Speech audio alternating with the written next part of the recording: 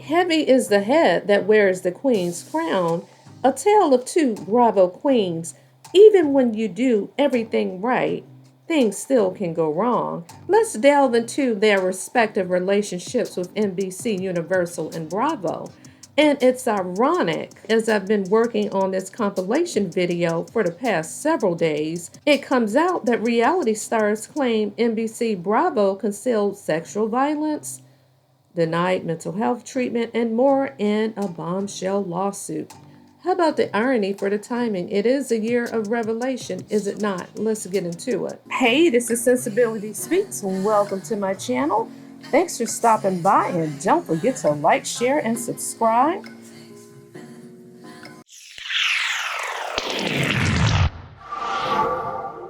This channel discusses trending topics, celebrity news, and reality TV.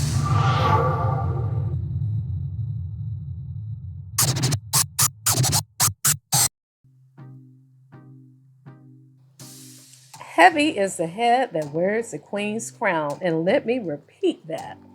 Heavy is the head that wears the crown.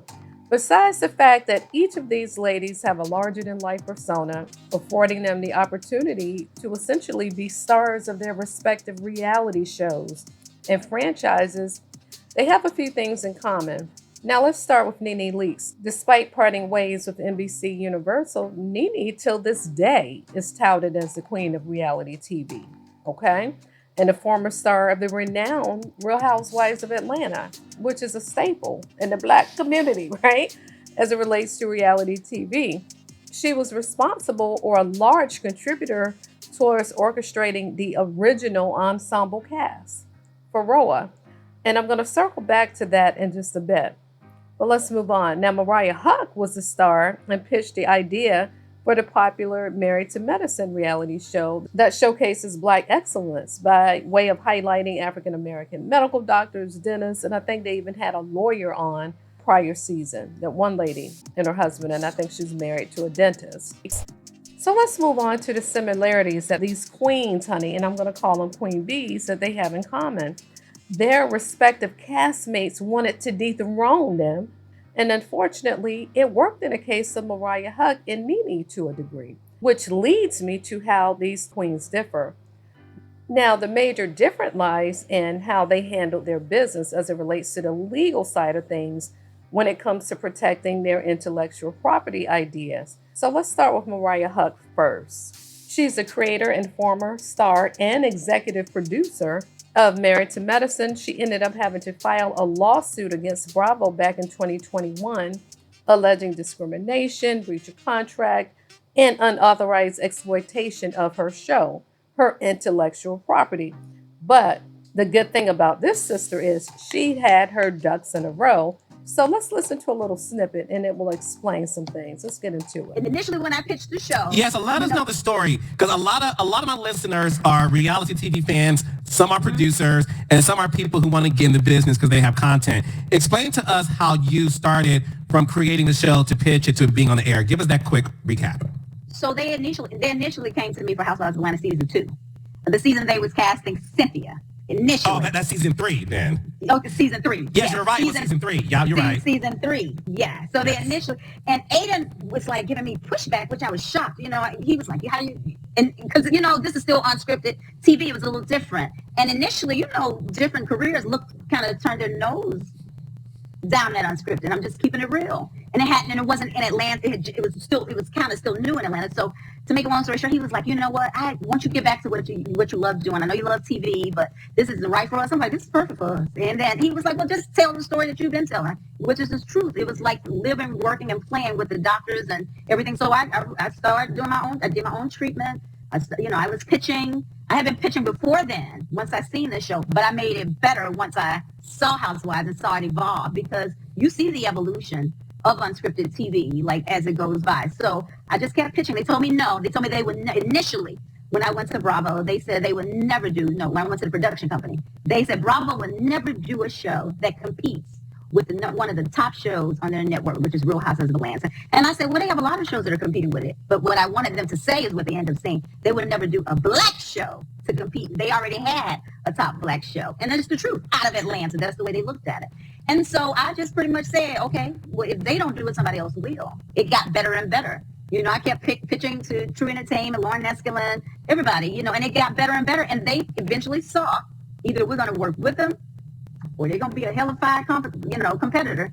So I pitched for years. I did for like 3-4 years, came up with the treatment. I did several, I don't know how many video. I pitched it, made it better and better and better. Put my own money behind it, just got with different production companies. I did. Got picked up by TLC. Lifetime loved it and made the choice to go with the production company I went with because they had the relationship with Bravo. And I knew that Bravo could reach the households and the audience that I felt like we needed to reach. So once I started getting the offers from, Real Housewives of Atlanta, to be honest, that's when the tone changed. It was almost kind of like, come here, do this instead of doing that. And so that's what kind of, the more money. I love y'all and I wanted to be on there, but I just felt like I needed to stick with my own thing. So no, and I think that was smart.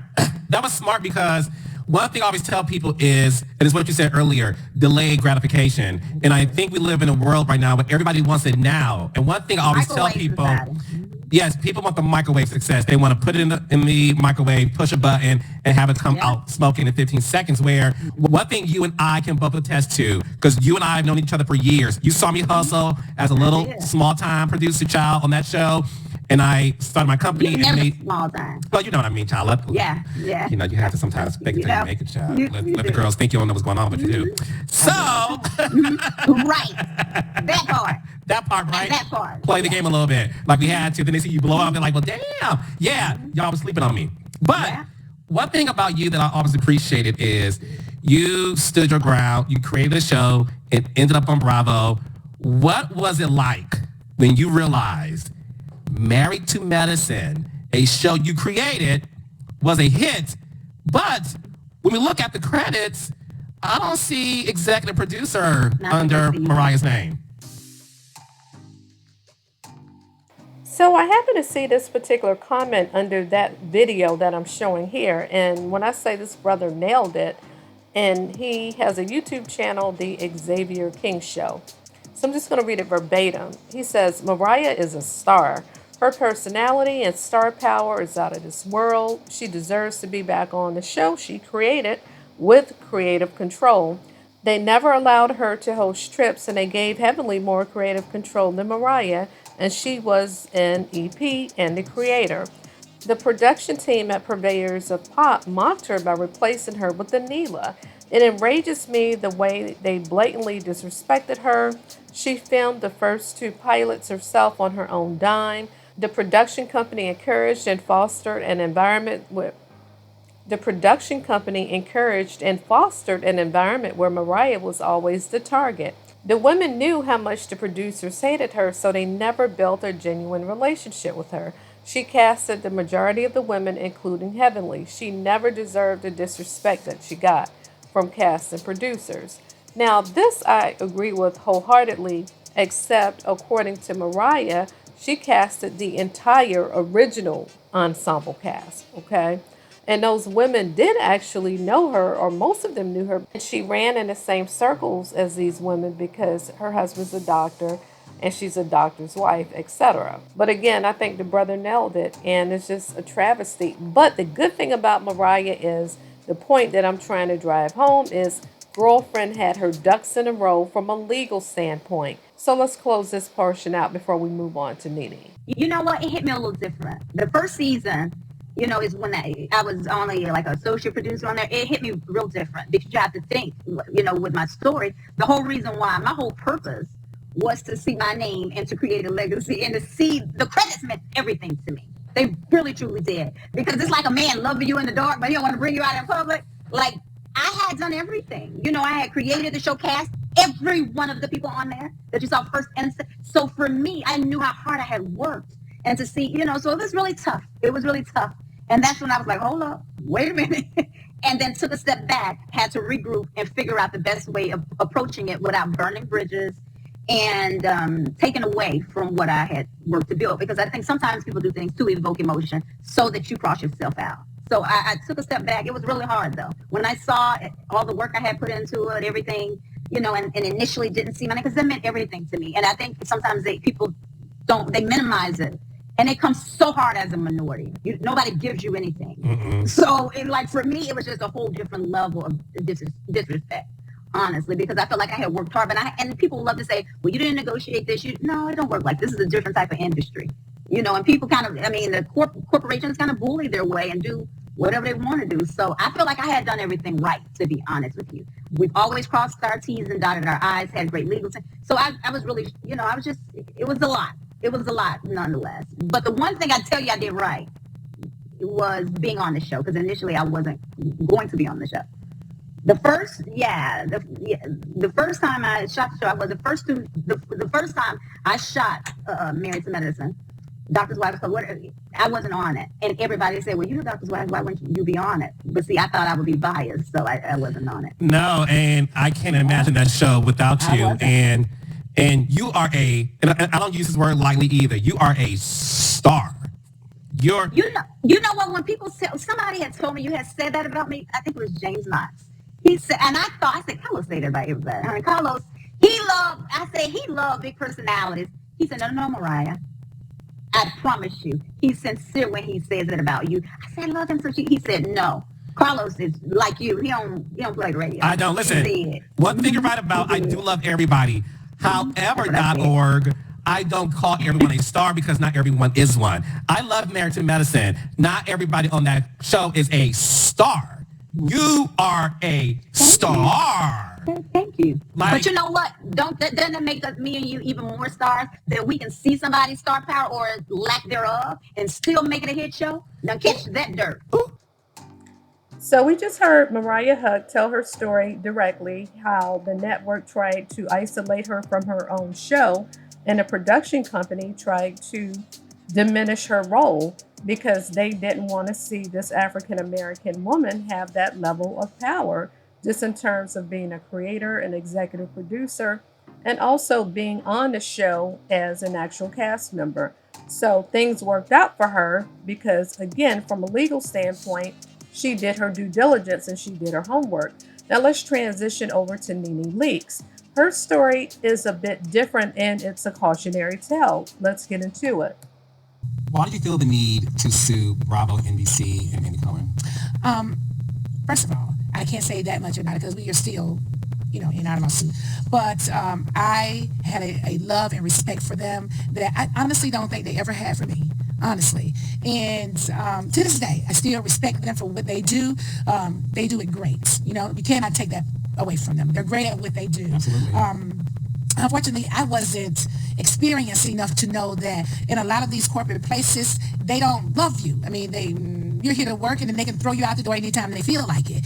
I love them and I had personal relationships with them because when I started Bravo, they were big, but they weren't big like they are now. So my contact people I talked directly to, the president of the network and directly to Andy and directly to all the executives. I just talked to them directly, emailed them directly, called their phones directly. Today, they have grown so big that people aren't talking to them directly. You're talking to someone else to get to them and that kind of thing. All I ever wanted on this show was to be treated fairly.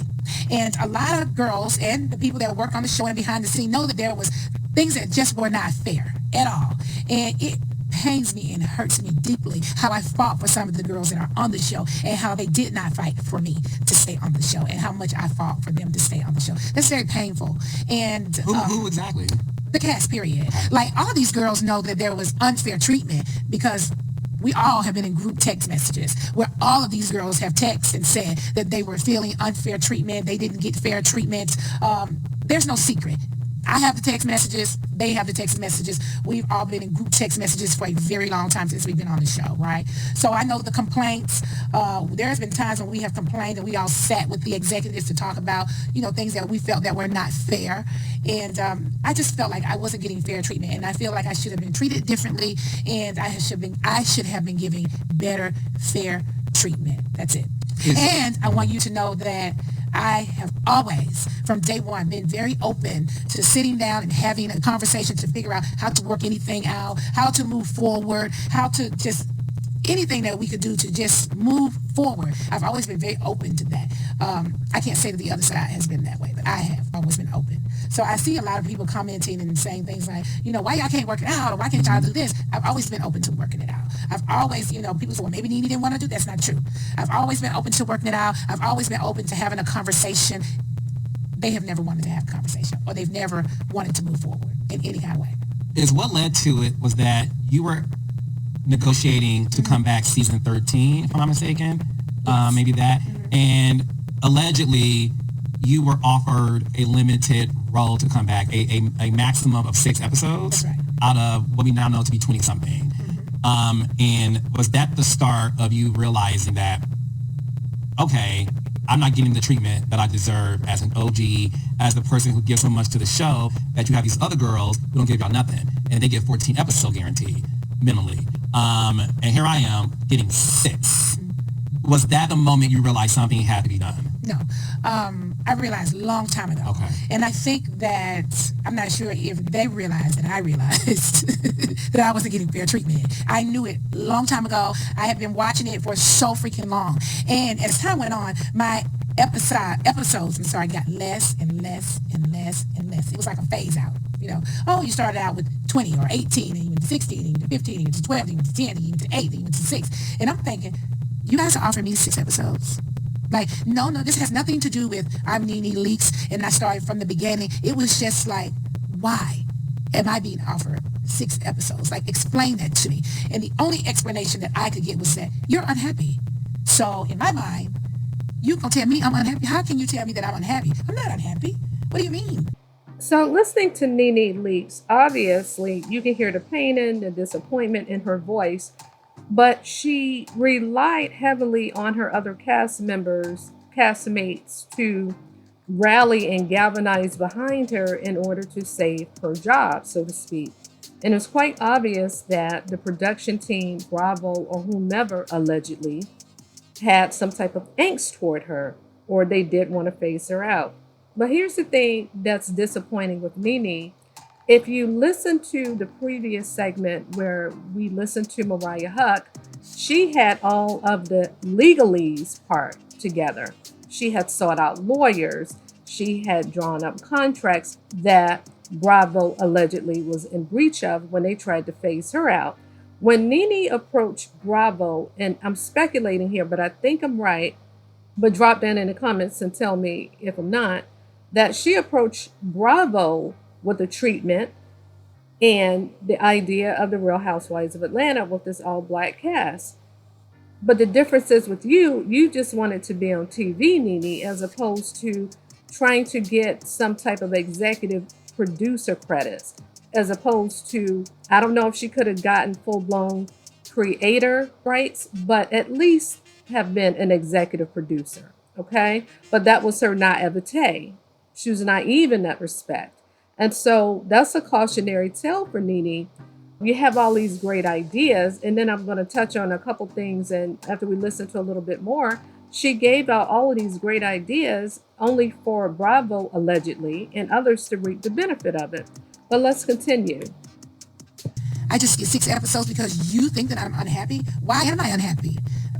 I'm unhappy that I got 6 episodes. I mean, shouldn't I get more than 6 episodes? Like, why is it a phase out? When there's other girls who are not the same complexion as me and started as an original housewife, why are they being offered 18 episodes and I being offered 6 episodes? What did I do? Because I don't know anything that I've done ever on this show that no other housewife in this franchise have not done. I've not done anything that no one else has done. There's been physical altercations on all of these shows, and I've not been involved in any physical altercation, right? There's so many times when people say things to me like, you pulled Kim's wig. I said, you got it very mixed up. I never pulled Kim's wig. That was Sheree that pulled Kim's wig, okay? Be clear about who pulled it. I was standing there, right? And then people say, you got into a fight with Kim. Where is the fight? Did you see it? Where is it? Was it on camera? Where is the fight? You didn't see me in a fight anywhere, anytime, ever on this show, right? So you have girls on other franchises pulling each other's hair, busting glasses. You know, they say, well, you left the reunion. Well, what reunion have you seen that a housewife didn't get up and walk off the show or walk off a reunion? So I would like to know what it is that I did that someone else did not do. These girls have done way worse than I could ever have done. And then you go to, oh, well, you pushed the cameraman. Well, so he was in the way. Okay. Now what else is going on? So Teresa pushed Andy down at the reunion when he tried to stand up. So what else are you talking about? So there's nothing that I've ever done that no other housewife haven't done, if not worse. So I understood why I was being given less and less and less, but I wanted to understand from their side. Why? What did I do? You can't tell me it's because, you make too much money, when you got these other girls who are making more money, what is it that I was doing? I saw what it was, and I've been watching it for a very long time. And all I asked for was fair treatment. It's really unfortunate to see the rise and fall of NeNe Leakes because she is such a huge personality. But unfortunately for her, that personality is a bit to her detriment because some people may even allege that she's a bit of a narcissist. I mean, it's one thing to be really extroverted and confident and know who you are, but then there's something altogether different because some people feel like that she pretty much gave everyone her tush to kiss, her ass to kiss, so to speak, right? Remember how she set out a season or two? I remember she was on Ryan Murphy's Glee, and so she had a role on that, and so she was doing bigger and better things. I guess she was bitten by the acting bug, and it was nothing wrong with her wanting to expand and grow her brand. And I remember at one point she was on a Celebrity Apprentice for Donald Trump, but she had really got the big head though, just in terms of how she treated her fellow cast members. And some will say it's a fine line between being confident and being cocky.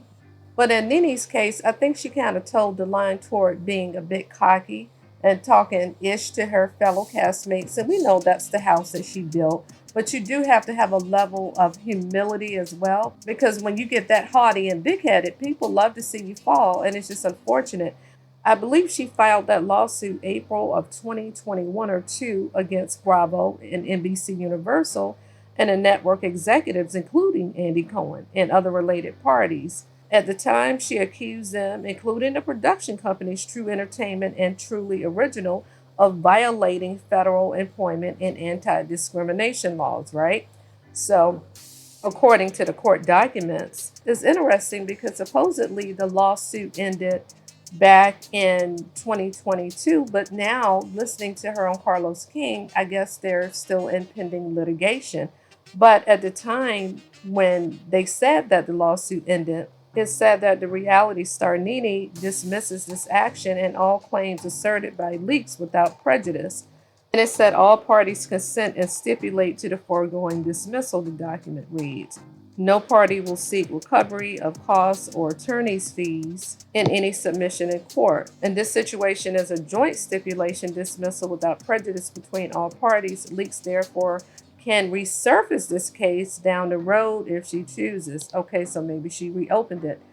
But at the end of the day, she said that she wasn't able to get away with and do things that her white counterparts were able to do. Okay, like say a Bethany Frankel, who I guess allegedly has voiced her opinion about the network or Bravo or what have you, or whatever misgivings or whatever it is that she didn't like about situations, but yet she's still able to sit on Watch What Happens Live, and she's still invited to BravoCon and places like that. But it's just unfortunate. This is the society that we live in, and I'm not going to go down that road, but I think we can read between the lines. I think NeNe is great TV. She needs to get back on TV, and this was a lesson for her. Pride comes before the fall sometimes, and you can't expect to go back to the network, especially in cases where you accuse Andy Cohen, your boss at the time, of being on, drugs and things like that. I'm not going to get too explicit. It's just certain boundaries you can't cross and certain lines you can't cross, shall I say. Now, you notice when Mariah Huck was talking, she said she needed to step back for a moment when the network was trying to phase her out, okay, and ice her off of her own show and the franchise that it later became to be. But initially, it was just a reality show, Married to Medicine, how they didn't want to give her any producer credits, let alone citing her as a creator. She had to step back to say, hey, how can I broach this without burning bridges? And see, girlfriend can probably write a book in terms of how to do business. So what NeNe needs to do, since she has a direct line of contact, I think, to both ladies, she maybe need a bit of a mentoring when it comes to handling business. So remember I said earlier how she didn't protect her intellectual property. So from what I heard many years ago, I heard that NeNe came up with the concept of Watch What Happens Live. And I guess she presented it allegedly to Andy and the network. And that's why she was on so many episodes, because that was her idea, having an after show. Hell, girlfriend, you should have got some damn creator and some producer credits for that. Okay? That's one picture idea that she didn't protect. Let's talk about another one. Let's talk about Vanderpump Rules. They said initially NeNe approached Bravo, Andy, or whomever in the network and wanted to do a similar show to Vanderpump Rules in terms of them filming, I guess, a restaurant staff or what have you. I guess kind of like what Candy did with the old lady game, years later. But they said that Lisa Vanderpump allegedly got wind of it. I don't know if NeNe went to her directly as well to bounce the idea off of her, but now we see a decade later, we still have goddamn Lisa Vanderpump and Vanderpump Rules, okay? Now, keep in mind, NeNe Leakes does have Lanithia Lounge, and I know that she once had the clothing store at the National Harbor here in the DMV area, okay? But I don't remember Bravo really highlighting those things, but I think she opened Lanithia's Lounge, her restaurant, after she left Bravo, if I'm not mistaken. But again, Vanderpump Rules was able to capitalize off of her restaurant. And I don't even know if it was in existence when she started Vanderpump Rules. Maybe it was. That's another idea that NeNe squelched. She didn't protect her intellectual property. Okay? You got a trademark, patent, and all that type of stuff, copyright, whatever the case may be. You need to take care of your business, NeNe. And it's just unfortunate. Then there's one other thing that they said that NeNe didn't protect. And this is alleged, but with Fox Soul, NeNe initially wanted to have a show with she wanted to have a show with two same gender loving men, members of the LGBTQIA community. That didn't come through, and I heard that individuals made mockery of it. Now you see Claudia Jordan, Al Reynolds, and Funky Deneva. Okay, she didn't protect that idea. So I'm just saying, NeNe, you were giving stuff away, sister. Yeah, so that should be a learning lesson for her. And all of this is alleged, and in my opinion, I'm not saying this is absolute, but this is what I heard. Okay, all right. So let's close this out and move along. So remember, I said the ladies have something in common. They have their similarities. They're reality star queens and top of their franchises and things like that. Also, everyone wanted to dethrone them because when it comes to the feud between Mariah Huck and some of the ladies on Married to Medicine, remember her and Quad Webb got into it really bad, or Quad Lutzford Webb, or whatever her name is now that she's divorced. Okay, and if you watch Mariah on Carlos King, she said she wanted to bring Quad along with her for the ride. She said she saw something in all of the ladies to include Quad. She chose the entire cast. She felt like it was enough for her to be the star and everybody to be stars, depending upon what they had going on in their life at a given time. But I feel like those ladies on Married to Medicine, they turned on Mariah. I think they were jealous of the fact that she created that show. She was the executive producer, and people get bitten by a fame bug and jealousy comes out. Everybody wants to dethrone the so-called or the actual queen or king. They want to dethrone the top person. They want to take your spot. So doggy dog world is really effed up. And so I think, yeah, they conspired to probably get her off the show allegedly. I don't think Dr. Jackie is as innocent as she comes across. I like Dr. Jackie, but I think maybe her, Simone, and the other ladies, yeah, they all turned on Mariah to side with Quad, which is effed up. And they took advantage of the fact that the production company didn't want Mariah on the show. And they went with that. So, yeah. I was listening to another content creator. Oh my goodness, I can't remember the content creator's name, but they were playing a compilation clip of where they said that Kenya Moore tried to warn NeNe and let hints out that the network was trying to get rid of her because they were phasing her out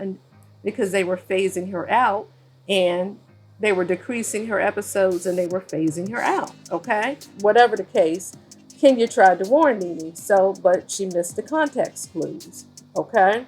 But also, I think the nail in the coffin was when she pushed that producer that time, when Candy and Portia tried to get into her bedroom. She was upset and all that. But hell, just like NeNe said, Teresa Giudice knocked Andy Cohen down. So again, sometimes as African American can't do the same things as your white counterparts. And it's unfortunate. You get penalized and judged more harshly and critically than your counterparts, which is unfortunate. In conclusion, as it relates to NeNe Leakes and how she interacted with her former castmates, co-stars, or whatever you want to call them, I feel like she does have a level of respect for Kenya Moore, whether she admits it or not, with that whole starless, that little thing going on that Carlos perpetuated, asking her those damn leading questions, right? Her relationship with Candy, honey, that deserves a video unto itself. I think they didn't hit it off from go because NeNe is very territorial. I think she's a queen bee of reality TV. Love her, like her, hate her. Hey, the queen, she deserves her just due. But honey, Candy was time enough for her. But remember the season when Candy first joined the show and Candy and her went at it. She was just like, shit, don't let me drag you. Whatever the hell Candy said to her. But again, NeNe needs to be the center of attention. She needs to be the top dog. And I don't know what it was about Candy that she felt a way toward her. But even to this day, but the way that Candy has business acumen and business prowess, she has a great relationship with Bravo. She was able to do all type of spinoff shows, Old Lady Gang, and that time when her and Todd got married and all that. I can't even remember the little numerous side things that she did, but she knows how to conduct business without burning bridges. But I am not denying the fact that NeNe is saying that possible racism occurred. So I ain't denying that. I mean, shit, this is 2023. It is what the fuck it is. And we know how things are. So I'm not denying that. I think it's just how she conducts her business, how she goes about things. NeNe didn't do what they call in corporate America CYA, cover your ass, right? From a legal standpoint, as I said earlier, it's just certain things. Unfortunately, as an African American woman, which is a double minority, and here we are 2023 in the 21st century, it is what it is. And you still have a level of systemic racism and biasness. So you have to go a few steps ahead, God damn it, and you shouldn't have to dot your I's and cross your T's, especially from a business standpoint. And Candy knew how to do that, and she knew how to do so in such a way so as not to burn bridges and ruffle feathers and to maintain business relationships. Candy was able to leverage all types of brands and all types of shit on Bravo. And I ain't mad at her, whether you love her, like her, hate her, whatever, it is what it is. But it's funny, as I've been working on this video for the past couple, 2-3 days, now it comes out that there's a lawsuit against Bravo and NBC, and Bravo concealed sexual violence, denied mental health treatment, and more in a bombshell lawsuit. That's another video. But originally, I wanted to do this video and I wanted to include Melody Cherie in terms of what she dealt with people trying to dethrone her on her own reality series, Love and Marriage Huntsville, but it would have made the video too long. So I had to kind of cut that out. But anyway, this is Sensibility Speaks. Thanks for stopping by. And don't forget to like, share, and subscribe. And thank you for my returning subscribers and my new ones. Mwah. Love y'all. Bye-bye. Says Mariah, I'm talking